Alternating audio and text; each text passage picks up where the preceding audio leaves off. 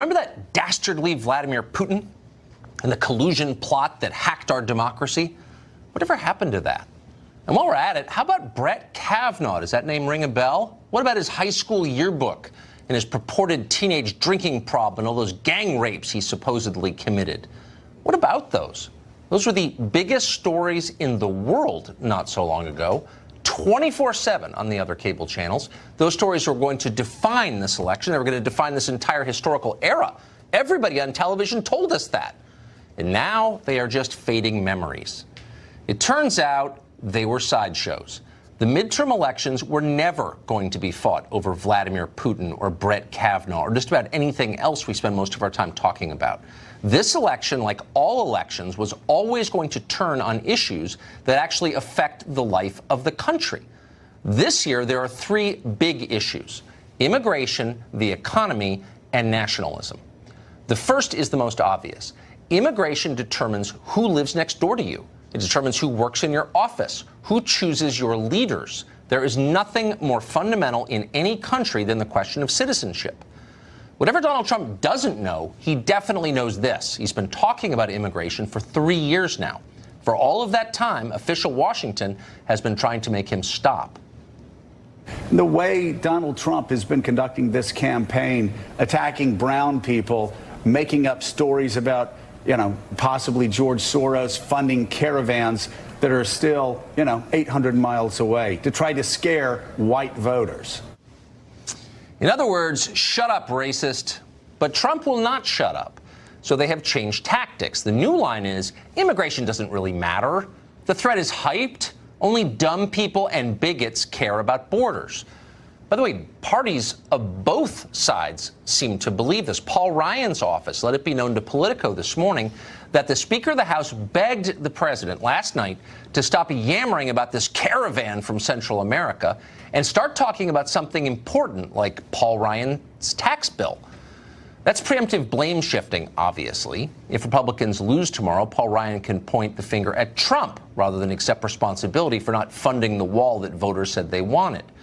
But it's also a ludicrous position to take because it's untrue. Immigration does matter. If, for example, Arizona and Texas go to the Democrats tomorrow, immigration will be the reason. Those were Republican states until the population changed. So no matter how much you lie about it, immigration is inherently important, and voters understand that. If you want people to stop worrying about the border, maybe you should secure the border. Then it won't be an issue. But people are also worried about other things that Washington doesn't notice or think is important. Here in Washington, the economy is synonymous with the stock market. Markets have boomed for 10 years. There are entire cable channels devoted to chronicling that boom. Here in Washington, the assumption is that the economy must also be booming. But the truth is that after a decade of stocks going higher, the effects, the positive ones, are still not very obvious outside select zip codes on the coasts. In Middle America, many young people understand that they will almost certainly make less than their parents made.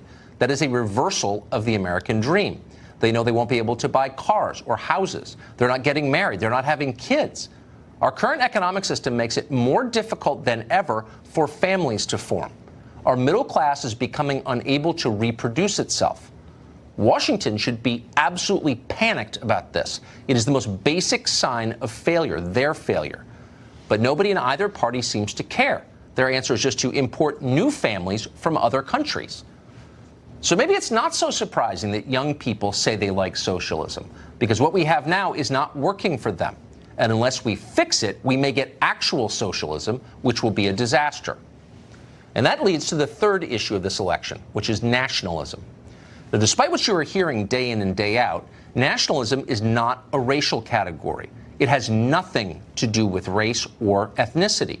Nationalism is the belief that leaders ought to put the interests of their own countries above those of other countries. It's very straightforward. The president himself declared himself a nationalist the other night. Watch. They have a word. It sort of became old-fashioned. It's called a nationalist. And I say, really, we're not supposed to use that word. You know what I am? I'm a nationalist, okay? I'm a nationalist. Trump's a nationalist. So in normal times, the President of the United States announcing that his main goal is protecting the United States would not qualify as news, because until about 10 minutes ago, every leader of every nation state throughout history has been a nationalist, almost by definition. Franklin Roosevelt was a nationalist. So was Abraham Lincoln. So was Mahatma Gandhi. So was Nelson Mandela. Nationalism has always been the rule. And why wouldn't it be? And yet suddenly it's an abomination. Nationalist.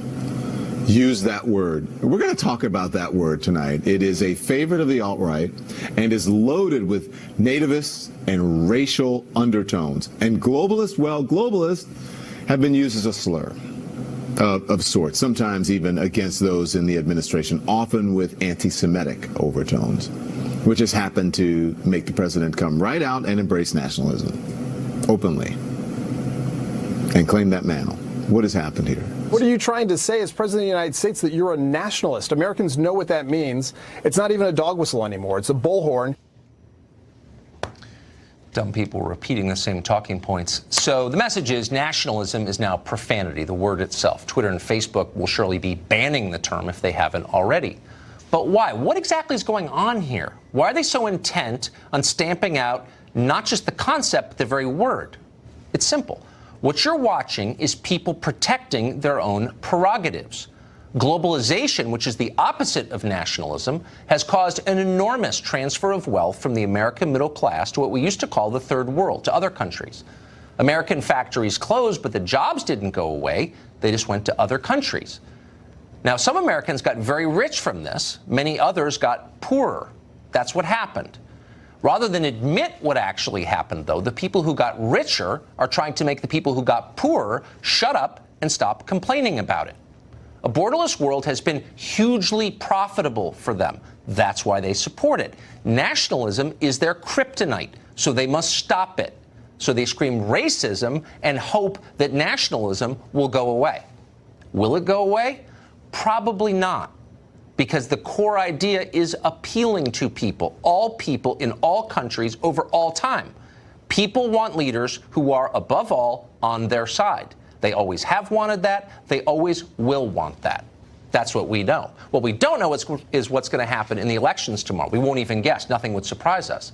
But we know what the real issues are because it's obvious. And we're going to spend the next hour talking about those issues.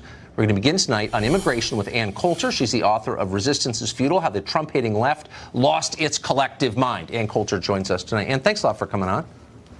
Sure. So you saw this piece in Politico today, not that you're cruising Politico, I'm sure, but it kind of stuck out.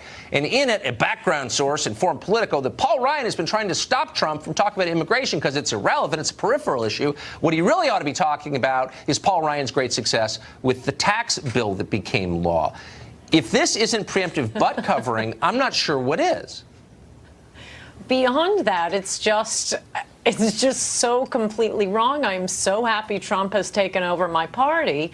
No, that's the old loser Democratic, or rather Republican Party, running on tax cuts. I mean, half the country doesn't even pay taxes. You know that running on the economy is a loser because, for one thing, all of the left-wing commentators are saying Trump should be talking about the economy. Please talk about the economy. Don't talk about immigration. Number two, the only argument from their side that you just played, I guess from Joe Scarborough, was to accuse people who are opposed to dumping millions of poor people on the country, driving down the wages of the working class and Joe Scarborough's maid, is to claim racism. You know, the left is so lucky that the poor countries to the south of us are Latin American countries, and we're not taking in, like, Poland's poor, or you know, Eastern Europe's poor, maybe gypsies. I don't know if he would consider gypsies darker, browner than us. It has nothing to do with race until they make it so. So you're saying that if we were taking in, wait, just to be clear about what you're saying. So you're saying if we were taking in Eastern Europeans, then the left wouldn't get to claim racism. They'd have to think of some other reason. Yes, no, our objection is dumping lots of poor people on the country is hurting the poor people already here and the working class already here, the low-skilled workers already here. I'd like to know how many of these, of Joe Scarborough's beloved brown people, live in the houses near him as opposed to come to clean his toilet and pool. The racism argument is, okay, I don't have an argument. But are you struck by how much so there's a real economic argument, I think, to be had, which I would welcome having any time with anybody anywhere, over the effects of immigration and globalization on the country, and I think we should have that debate. But they short-circuit that debate by attacking the motives and character of the people on the other side. But does it strike you that they're doing it in order to protect their own pretty good deal that they're getting, their prerogatives? Oh, absolutely. Mass low-wage immigration is terrific for rich people. Like I say, you get, your house cleaned so cheap. You get to strut around like you're Martin Luther King.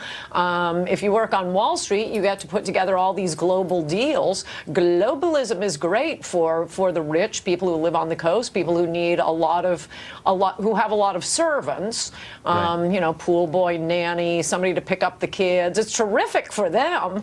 But again, for the poor people already here, and not just poor people, I mean, it goes up the scale.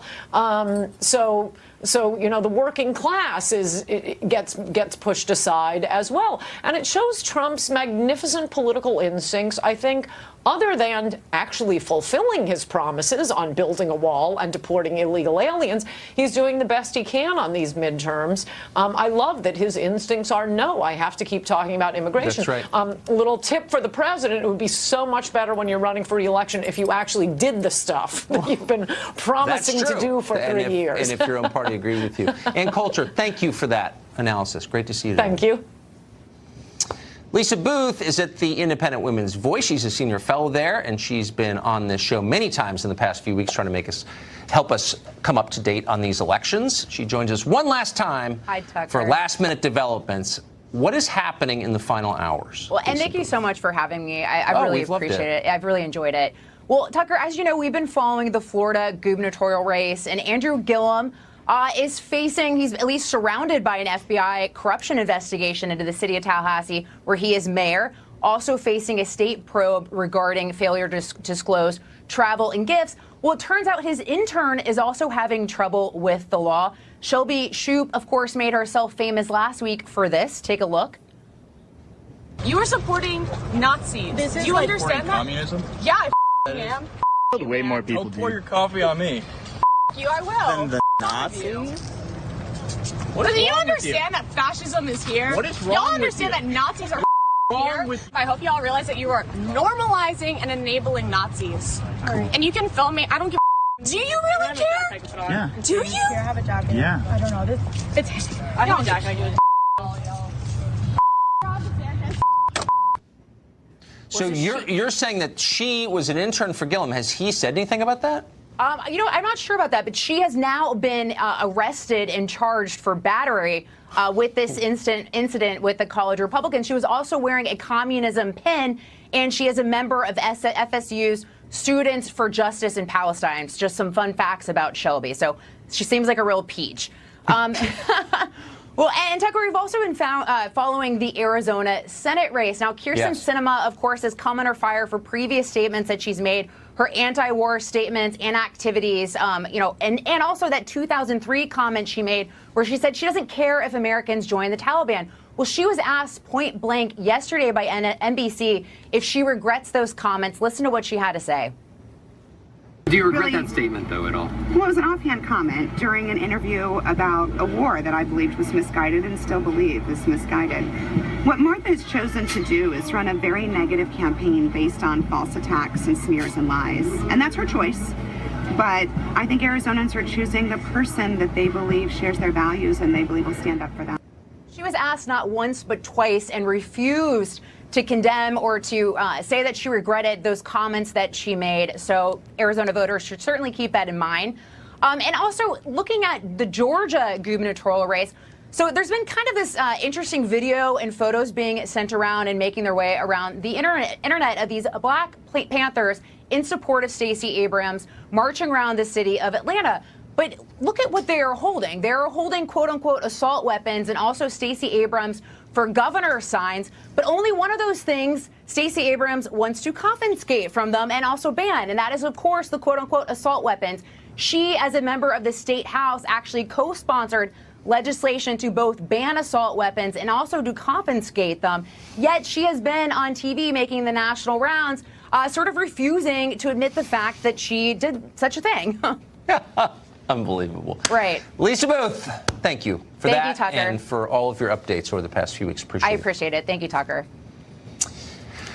Underdog Democrats like Beto O'Rourke are very popular in the press. They get a ton of coverage. There are some impressive Republican challengers, though, and they're not getting much attention at all. We're going to change that for one night only. Michigan Senate candidate John James.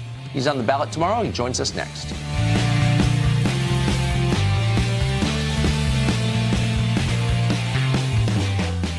John James is a Republican in Michigan. He's challenging Democratic Senator Debbie Stabenow in the state. He's 37 years old. He flew helicopters during the Iraq War. He's been an underdog for the entire race, but polls now show him within striking distance of the incumbent senator. You'd think all of that might make a compelling news story, but the press have largely ignored James while turning Beto O'Rourke into a national celebrity. He's our Bobby Kennedy. Why is that? That's the question. We don't often have candidates on, but we're doing so tonight. John James joins us. Mr. James, thanks a lot for coming on. Hey, thanks a lot for having me. The reason that we wanted to talk to you is this is one of the few questions that we think we can answer. I want to play for our viewers a recording that you made. This is a reporter who called you, you didn't answer, hung up, or thought she hung up, but didn't. And here's what she said, and you captured on tape. My number is 989. Extension 109. Thank you. Man, if he beats her, Jesus. Whew, that would suck. I don't think it's going to happen, though. It's possessed. He's hard to get a hold of. I hope he doesn't win for that reason, too. So, Seth, do you have anything resembling a page one article? Can you hear me? Do you have anything, top story? Did ya? So that's Brenda Battle. She's a reporter from a local newspaper, and guess she doesn't like you. Is that your read on that?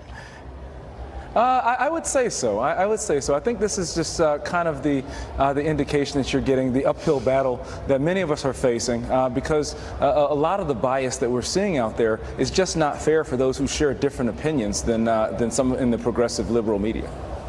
Yeah, I mean, it's kind of on display there. What do you think your shot is tomorrow? Well, we've closed the gap by the grace of God in our grassroots army. The excitement here is amazing. We're actually in the next room. We have a rally going on with a couple hundred people back there who are fired up about getting out the vote here in Michigan. But I'll tell you, we have the energy because people are sick and tired of being condescended to and the ineffectiveness and hyper-partisanship of Debbie Stabenow. People want a combat veteran who understands what it takes to take care of our veterans and keep this country safe. People want a business leader who understands how to create jobs in the real world. Somebody who understands how to grow our economy in the state of Michigan. And the liberal bias that you're seeing against this race that you just heard for yourself right here in the state of Michigan are intent on maintaining the status quo. Because I don't fit in anybody's little black box or little white box. I don't fit in their little red box or the little blue box. I'm red, white, and blue, baby. And I'll tell you what, when I get to Washington, I'm going to make sure we move this state forward and we move this country forward, and we're not going to let anybody stop us. It's about keeping America safe, and it's about putting Michigan number one. So I was wondering why haven't we been hearing? We've been hearing so much about Beto O'Rourke or whatever his fake name is, and nothing about you, and now we know why. So if you come to Washington, and we hope you do, hope you'll make a stop on this show so we can hear more. Mr. James, thank you very much. Thanks a lot. Go to johnjamesforsenate.com. God bless. God bless. Well, what are Republicans going to do if the blue wave fails to materialize and they win? What will Democrats do if they do as well as they hope and get both houses of Congress? What's going to happen if they don't? What's going to happen, period? Dana Perino is the person we go to for questions like this. She, of course, hosts the Daily Briefing with Dana Perino, is the most beloved person in the building, as you well know. So Dana, first, what would happen the pollsters are saying unlikely, but still possible. There's always a chance. There is, always. Nothing should surprise us. But the scenario where Democrats don't retake the House, what happens there? Well, I think that they're going to have a lot of soul searching to do, right? They'll say, why? How could it be? We ran on health care. Everybody said health care was the reason. You're going to have a mad scramble of probably, and I'm not kidding, Tucker, 35, maybe 40 Democrats who think that they can run for president. They're all going to be pointing their fingers at each other. We're looking at about $5 billion spent in this midterm race. The Democrats start in a deficit in the Senate. John James is an interesting candidate. I would watch that race in Michigan tomorrow night. He's only 2 points behind. He has really closed hard in that race. One thing that happens, though, is that in those Rust Belt states, lots of the Republican governors are up. Like Scott Walker, he's in a very tight re-election effort there. So a lot of stuff happening in the Rust Belt. The Democrats, however, they are favored to win back the House by some, but there is still a chance. Let's just say this. If Democrats do take back the majority in the House, and they only take it back by 10, what happens then to the Speaker's race, right? Well, Nancy Pelosi is unlikely to be Speaker in that scenario. There's already about 24, maybe 30 Democrats who have publicly said they would not vote for her. So there's going to be scrambling all across the map. If the Republicans are able to hold on, legislating is going to be very difficult. They have to figure out, what are we for? Are we, they've talked about tax cuts 2.0. Like, is that going to cut it? Can they really go into 2020 not addressing health care? And can they figure out a way to work with the Democrats, as they'll have to do, to work with President Trump to do something on immigration? That will be the big test of 2020. Interesting. Who do you think, if Pelosi's not the Speaker? Because I agree with you, there's some latent hostility. She's scared. People are afraid of her, but they also resent her. Look, and she's very good at politics, and she's willing to let people take swings, and she'll take all the slings and arrows, because she, as she said the other day, this is politics, not a tea party. So she's got a thick skin. Right. And whatever you think of her, she's tough. She's legitimately tough. But if she doesn't have a nice cushion of 45 seats or something like that, it's unlikely it'll be hard for her to hold on. So then I think maybe you go to a caretaker position of perhaps a James Clyburn that holds on to it for a while until they can figure out generationally and directionally which way they want to go. There will be some very interesting new Democrats that do win, right? You'll have some veterans from the Iraq and Afghanistan wars. That will be interesting. You'll have some younger people. That would be very interesting. You will have some that are very into identity politics.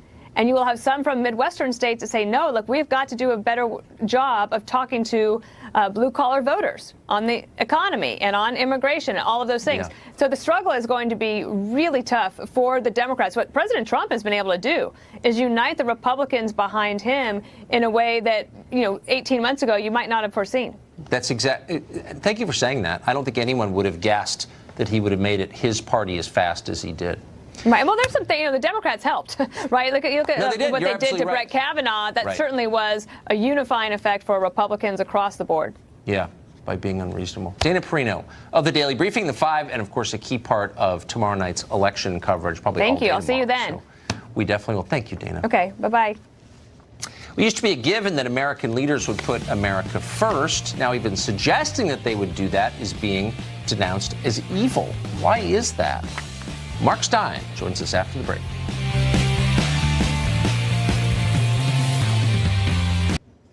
Every great president in American history was a staunch nationalist, probably the worst. Woodrow Wilson was an avid globalist, and it's not surprising that he got us into the single most pointless war in history. Over 100,000 Americans died in the First World War. Despite that, American elites tell us that nationalism is bad. Only globalism is morally acceptable. They say this because nationalism is racist, they claim. But in fact, nationalism has nothing at all to do with race. And if you want proof, look no further than the Democratic Party, which is completely obsessed with race. Literally, people are celebrated or attacked purely on the basis of their skin color. Democrats want jobs, college slots, opportunity itself divided, divvied up based on DNA. This is tribalism, and it's destroying the country. Nationalism doesn't cause tribalism.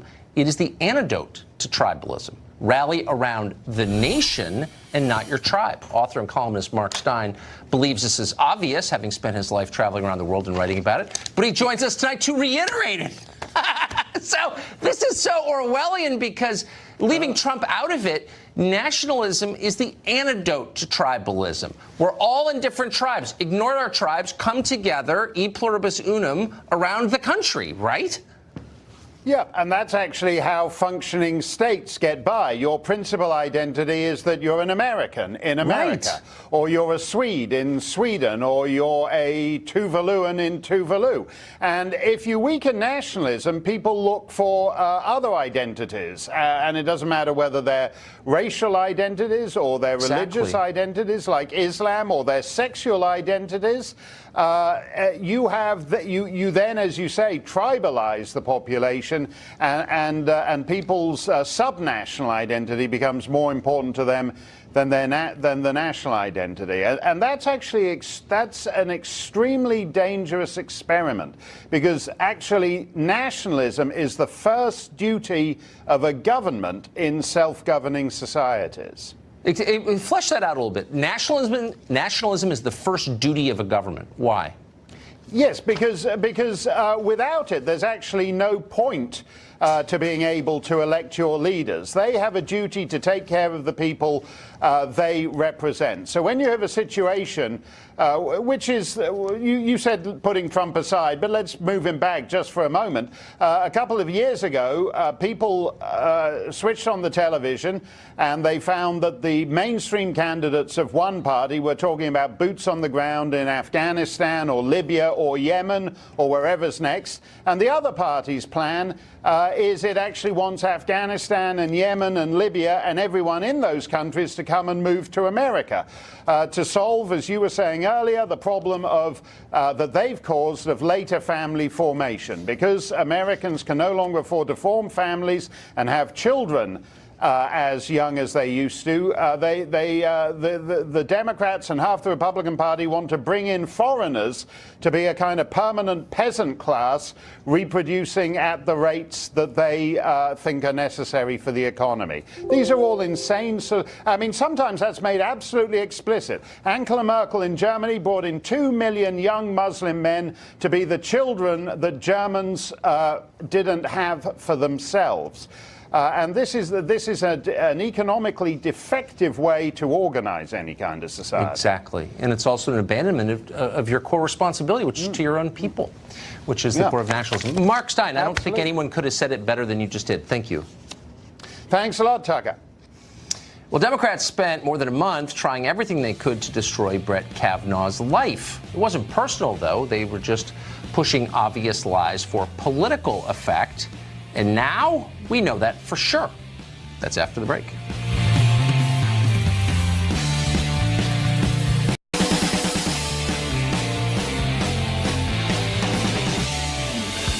Well, last month, Democrats claimed they were absolutely certain that Brett Kavanaugh was a rapist, likely a gang rapist.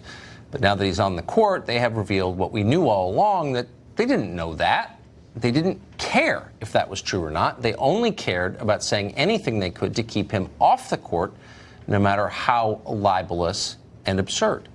Last week, one of the accusers of Brett Kavanaugh admitted to the Senate Judiciary Committee that she, in fact, made up the rape allegation against him. Senator Chuck Grassley has asked the Department of Justice to investigate that person. Tammy Bruce is a radio host and president of Independent Women's Voice, and she joins us tonight. Tammy, you'd think that there would be people who make a living protecting women who would say, wait a second, this is a big deal. You know, you should always admit when you're wrong. But I haven't heard anybody talk about this story, and certainly no one on the left. Why? Yeah, look, it's not only are they not admitting that they were wrong, but the argument could be made that they knew from the start, right? So this was a political stunt. The problem is, though, is that they should also be angry. I mean, if they were serious, they would be angry that these certain people lied, that it reverses the impact of what we're trying to do for women for the last 20 years to get them to be taken seriously on the issue of sexual assault and domestic violence, et cetera. But you hear crickets. It's silence. And even the media. This was so important. Of course, it consumed media 24/7 for weeks, if not upwards of a month. And now you'd think, if this is still such a dynamic issue, I mean, my goodness, is it not a rapist that we've got on the Supreme Court? wouldn't that even require more outrage and more investigation? And yet, not only is there no more investigation into Kavanaugh, but there's no defense of the women. Right now, Julie Swetnick and Avenatti and others, but Exactly. Swetnick, they're going to need lawyers, right? They're going to need money moving to the future. They're going to need to be able to defend themselves at a federal level. And there's like silence for them, too. Everybody has run for the hills. And what this does confirm is that this was just simply a stunt, that they knew what they were doing. They didn't care about the impact on women overall, and they still don't. And that is the largest fraud facing the American people. The American left not only not being champions for women and others on the fringe and for these issues, they've been enablers of having those issues get worse. And they are the enemy of women across this country. And I believe tomorrow we're going to see some of the results of that. We saw some change when it came to Democrats' enthusiasm and the gap between the enthusiasm after the Kavanaugh hearing, because I think that fraud finally was exposed, and now it has been confirmed with Senator Grassley's report. It's remarkable, since you put it that way. That's right. They are not even trying to protect the women whose lives they said they so deeply cared about. What about all the candidates who said that last month, who are now running for office and have not said word one? It's very, and they're never asked about it. Yeah, weirdly. and that's the strange thing, because I know the news moves quickly, but just everyone think about it. These women, they've thrown into the volcano, and they don't care. They don't care what's happened to them. No one's going to save those women. No one's going to save the people that have been referred. I mean, this is the DOJ. This isn't like, your local prosecutor, and I love local prosecutors as well. But this is serious federal crime, and Grassley's not done yet. Grassley says, they're looking at witness tampering on the Leland Kaiser case, and all of that. It's amazing. None of these women have support, and that's the Democratic Party that's looking to have more power starting tomorrow. It's totally transactional, and no, we're not going to call you in the morning, apparently. No, that's Tammy, right. thank you very much. Thank you, Tucker.